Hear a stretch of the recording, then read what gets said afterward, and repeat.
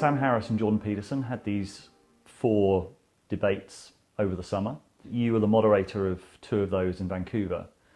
What do you think was achieved in them? Where do you think the kind of lack of alignment is still? And where do you think this debate is? I think a lot was accomplished in Vancouver, and I'm less intimately familiar with what took place in London and Dublin. But in Vancouver, we started out with 2 people who did not really know how much to trust each other. And although they didn't arrive in the same place, I believe they did come to a mutual respect and even affection for each other that, as far as I know, persists to this day. I think for each of them, there is a vindication in the distance that they traveled, and then there's a bitter pill. And it's obviously much easier to accept a vindication than a bitter pill, and so the real question is what, in the end, will become of the 2 bitter pills that they each have to face.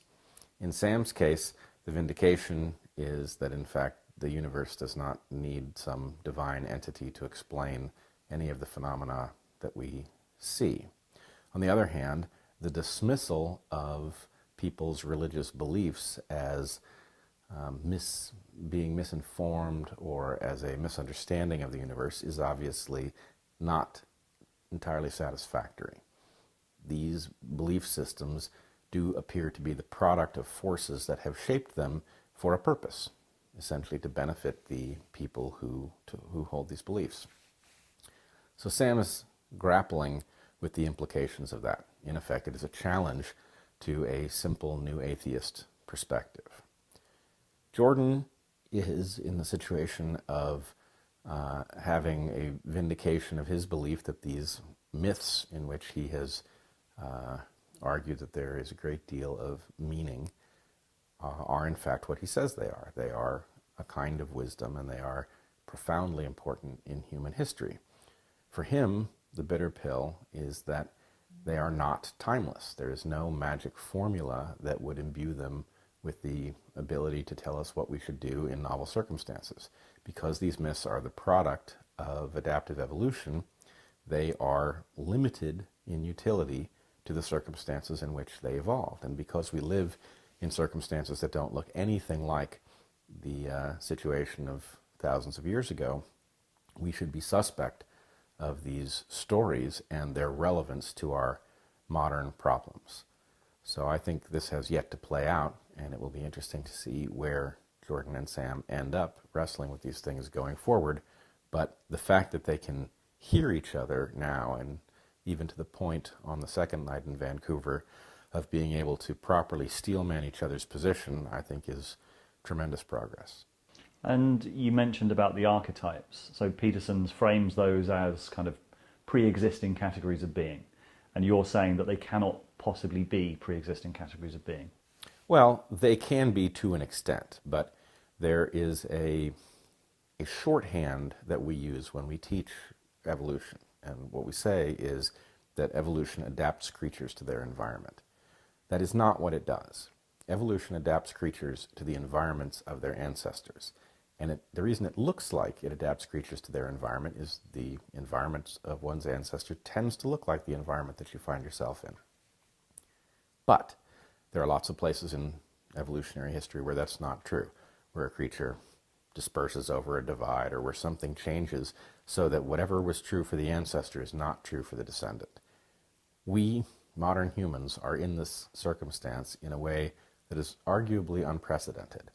Technology has rendered the entire landscape novel, and so it is not that there will be no element in all of the mythology that carries over to this day, but overwhelmingly there will be a mismatch between those myths and our modern circumstances. So from the perspective of should we treat them as God-given and learn from them, no. If ever there was a time not to do that, this is that time. It's interesting you're talking about archetypes, because I think quite a lot of people have a sense that there's something about Jordan Peterson that's backward looking, even though the details of when they question that, when he's kind of described as the custodian of the patriarchy or whatever, the detail of that is usually a misrepresentation. but that there is at least an aspect of him that's backward facing in terms of trying to recover old archetypes rather than say we could use these to create new ways of looking at the world? Well, I do see some aspect of Jordan as backward looking. I think the image of him that is portrayed is way off.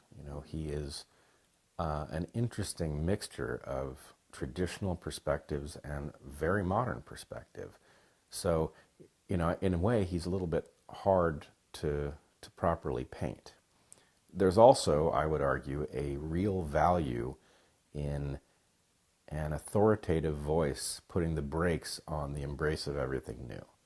It's not to say that I think we can live in the world that I think Jordan probably expects would be best for us. I think that's an untenable solution to our problems. However, I also think a headlong rush into everything shiny and new is a mistake. And so, in a way, Jordan has carved out the role of orthodoxy, and to the extent that he now comes to a perspective that recognizes the limits of the inherited wisdom and says, well, we need to cautiously look forward and figure out what we're going to do now that we know that our myths are very, very noisy relative to our circumstances. If he does that, people will hear it in a way that they can't hear it from somebody who's so enthusiastic about what's novel that they erode their own credibility. I think Peterson is restoring a burden of proof that is correct. The burden of proof says, do not change that which works unless you have a very good reason. The architecture we've been handed is less and less functional, so there's more and more reason to face the hazard of change because we simply can't stick with what we've got. But it is important to have a force pulling in the direction of not throwing out functional architecture, so that when you do throw it out, you know why, and you are sober about the costs you're going to pay for starting with a blank sheet of paper. And, I mean, it's been said before that evolution is essentially conservative, that it conserves, it builds on what's gone before. And Jordan Peterson uses evolution quite a lot in his construction of his arguments. As an evolutionary biologist, what do you make of that? Does he do it well? He does it extremely well for a psychologist. And I will say, as much as I would love to see a landscape populated by people who think about human evolution, who outshine him by virtue of the amount of time they spend on the question, I don't see many of those. He's quite good at it.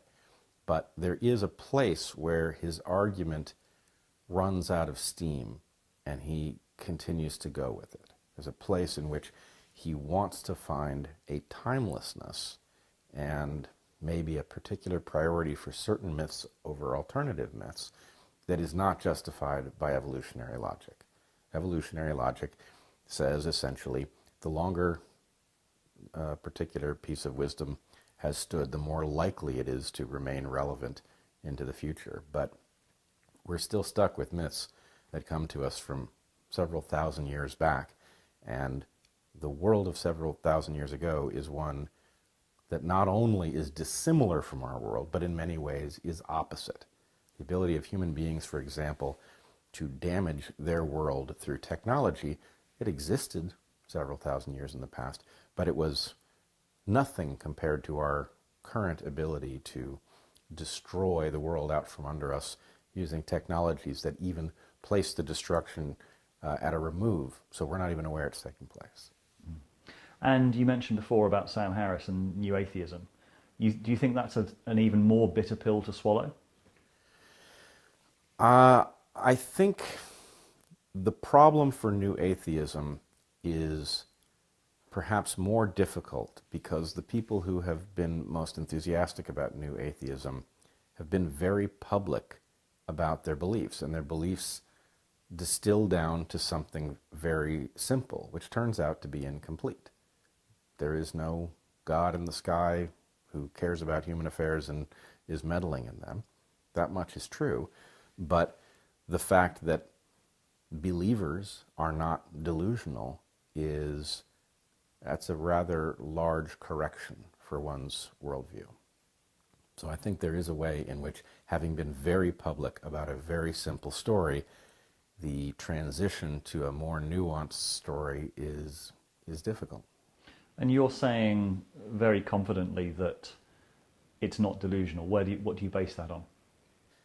The fact that were belief in deities and the supernatural maladaptive, because these things are held culturally, it would be very easy to take the software program that runs in the heads of a particular population and edit out that fraction which was simply wrong.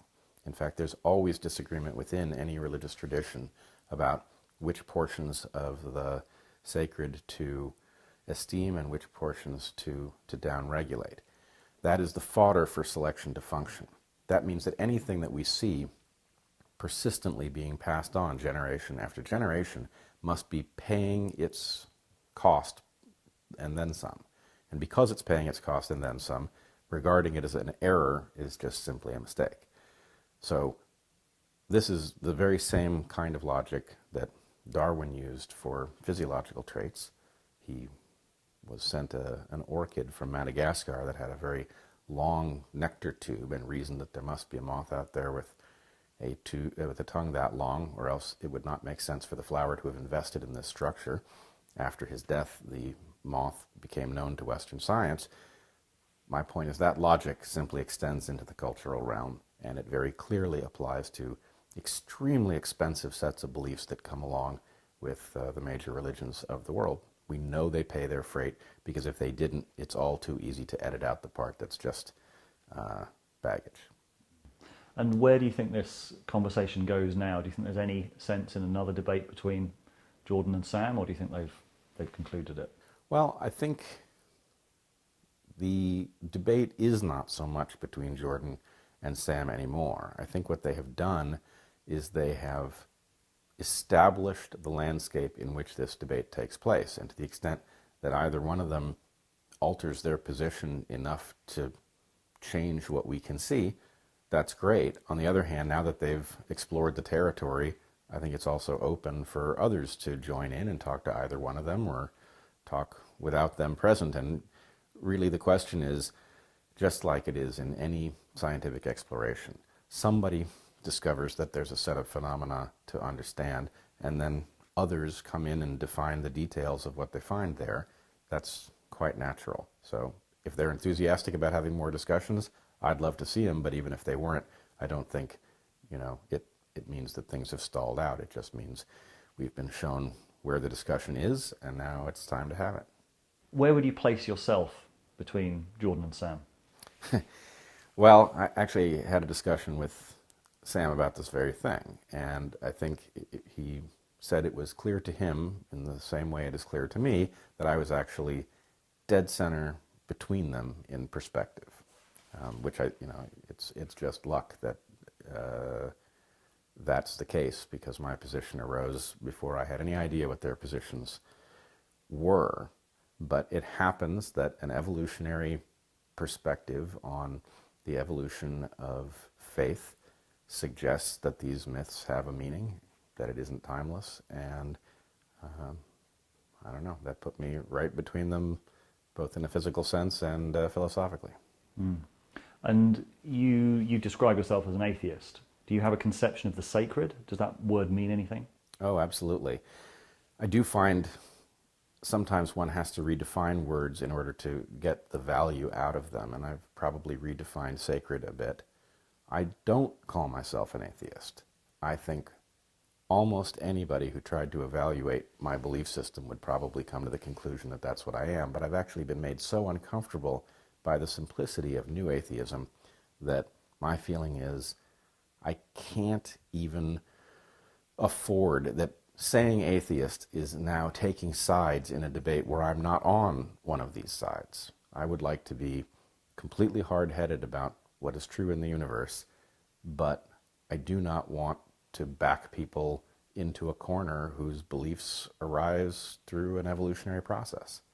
So I hope one day that this particular discussion has had the stigma taken out of it, so that it is comfortable to embrace atheism as no more than a description of what is true about phenomena in the universe, that it doesn't carry an ideological component. But as long as it carries an ideological component, I'm cautious about saying that about myself.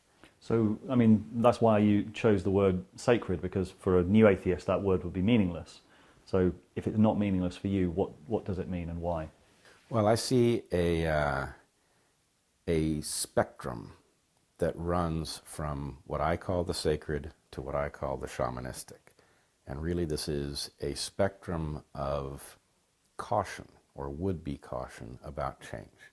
There are some things that are so essential to basic function that you upend them as a last resort.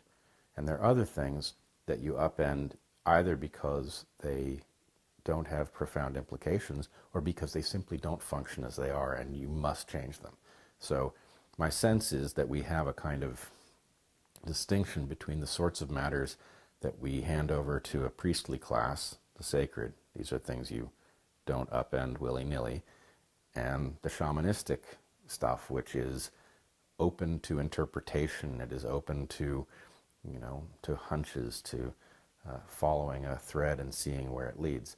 So the sacred is simply that stuff which is so fundamental to function that one ought not tinker casually. Mm. And the shamanistic? The shamanistic is that which is up for tinkering, either because the implications aren't profound or because the implications are profound and what you've been handed is no longer functional. Bret, thank you very much. You're very welcome.